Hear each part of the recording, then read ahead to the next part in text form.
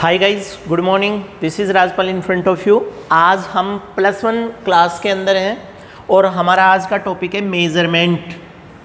हिंदी में मापना बोलते हैं। बच्चे, ever you listen about measurement? आपने कभी मेज़रमेंट के बारे में सुना है कि मेज़रमेंट क्या होता है? तो हम एक जनरल बात करते हैं, किसी भी चीज़ को मापना मेज़रमेंट है। दैट मीन्स लैंग्वेज में अगर बात करें, the process of comparison of unknown physical quantity with non physical quantity. Like हमने पहले वाले लेक्चर्स में भी बोला था, अगर ये बुक है और किसी स्टूडेंट्स को कहा जाए कि आप इसको मेज़र करिएगा, लेंथ एंड ब्रेड, क्या करेगा बच्चा? स्केल लिया, इसके साथ टीचर ने कंपेयर करके दिखाया। इट मीन्स बच्चे के दिमाग में भी आ गया, स्केल को पहले लेंथ वाइज एक्सेप्ट करना है, फिर उसके बाद ब्रेड के अकॉर्डिंग रखना है। That means measurement.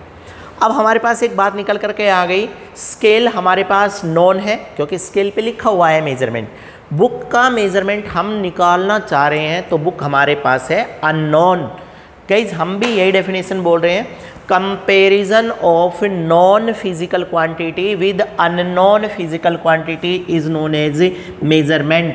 मेज़रमेंट की डेफिनेशन बिल्कुल सिंपल है। आप दुकान पे जाइएगा, दुकानदार को बोलिएगा अंकल 1 kg शुगर दे दो, क्या करेगा? एक तरफ 1 किलोग्राम का बट्टा रखेगा, दूसरी तरफ 1 kg शुगर डाल देगा।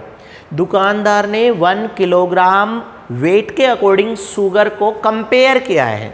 देन गाइस, यही बोला जा रहा है, the comparison of known physical quantity with unknown physical quantity is known as measurement. कई बार एक क्वेश्चन पूछा जाता है, in a measurement one physical quantity remains fix, तो वो हमारे पास आएगा known physical quantity are always fix. बच्चा, दो ही तो हैं, एक नॉन एक अननोन।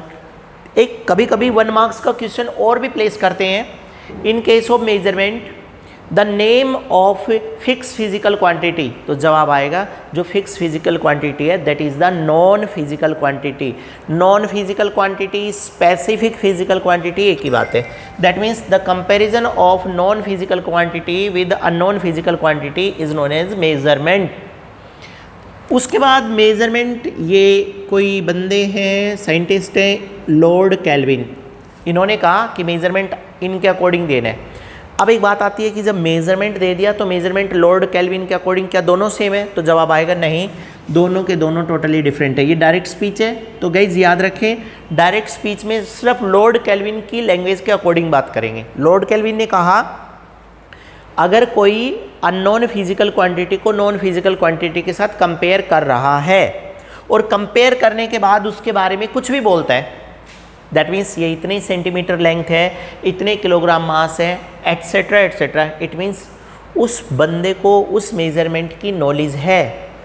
लॉर्ड केल्विन कहते हैं कि अगर कोई मेज़र करता है और मेज़र करने के बाद मेज़रमेंट को पेपर पर लिख देता है और उस मेज़रमेंट के बारे में कुछ डिस्क्राइब भी कर देता है, इट मीन्स उस बंदे को मेज़रमेंट की नॉलेज है, अदरवाइज उसकी नॉलेज इनकम्प्लीट है। According to Lord Kelvin, when we compare known physical quantity with unknown physical quantity and write the measurement on the paper and say something about it, it means our knowledge is complete, otherwise not, then that is the measurement according to Lord Kelvin. ये Lord Kelvin के according measurement है। Guys, एक simple measurement को कभी कभी हम बात करते हैं कि रिप्रेजेंट ए मेजरमेंट, एक मेजरमेंट को रिप्रेजेंट करिएगा तो एक मेजरमेंट रिप्रेजेंट होता है Q is equal to NE, where Q is the physical quantity, N is the numerical value and U be the unit of measurement. Keep in mind, without N and U measurement is always incomplete. ये दोनों नहीं है तो measurement complete नहीं है, इन दोनों में से कोई एक भी नहीं है तब भी मेजरमेंट नहीं है। It means numerical value and unit of measurement both are responsible to express the complete measurement. Complete measurement को एक्सप्रेस करने के लिए दोनों चीज़ों की जरूरत पड़ती है। अब उसके बाद है ना, बार बार एक बात कही गई है, Q is equal to N into U is the complete way to represent a measurement. When we start to measure the measurement of any physical quantity, अक्सर एक repeated questions देते हैं हम कि prove that NU is equal to constant inside a measurement.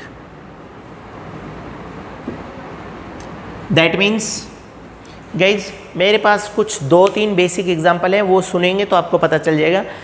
आपसे कहा जा रहा है कि आप ऐसा प्रूव करिएगा किसी भी मेजरमेंट में एन और यू हमेशा कांस्टेंट होते हैं। दैट मीन्स आपके पास 10 रुपये हैं, एक सिस्टम ऑफ यूनिट में फिजिकल क्वांटिटी का मैग्नीट्यूड 10 रुपीज़ है। आप दुकान पर जाइएगा, 10 रुपये के एक रुपये के कॉइन ले लो।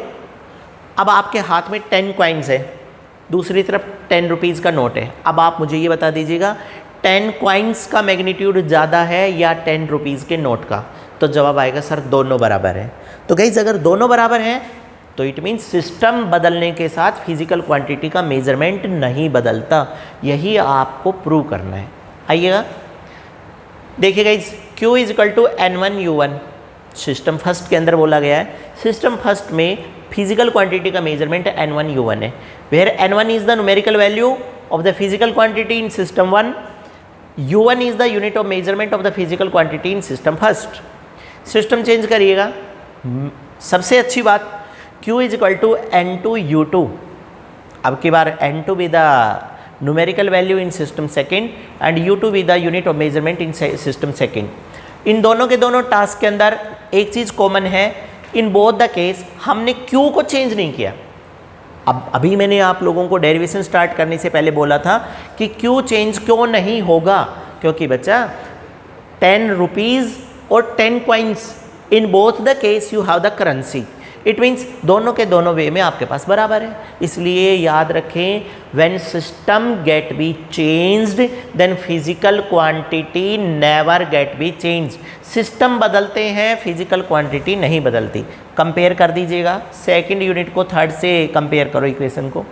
Q एंड Q लिखा गया है LHS are equal, hence RHS must be equal. RHS को बराबर करो, N1U1 is equal to N2U2। Guys जैसे ही मैं इस इक्वेशन को बोलूँगा डेरिवेशन क्लियर हो जाएगा। N1 is equal to N2, that means numerical value in system first and numerical value in system second not be changed. Unit of measurement in system first and unit of measurement in system second not be changed.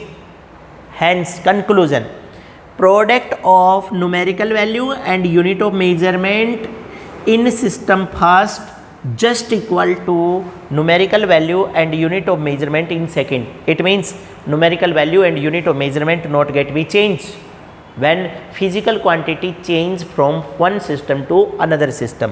और अगर एक system से दूसरे system बदलने पर कोई चीज़ change नहीं होती, इसका मतलब वो क्या है? कांस्टेंट।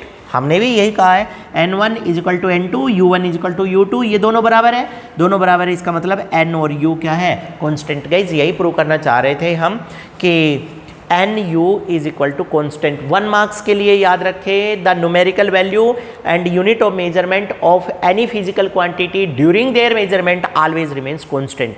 रिजल्ट आ गया। फिर भी अगर आपको कोई प्रॉब्लम हो तो प्लीज़ आप कमेंट बॉक्स के अंदर रखिएगा और चैनल को सब्सक्राइब जरूर कर लें बच्चा आप।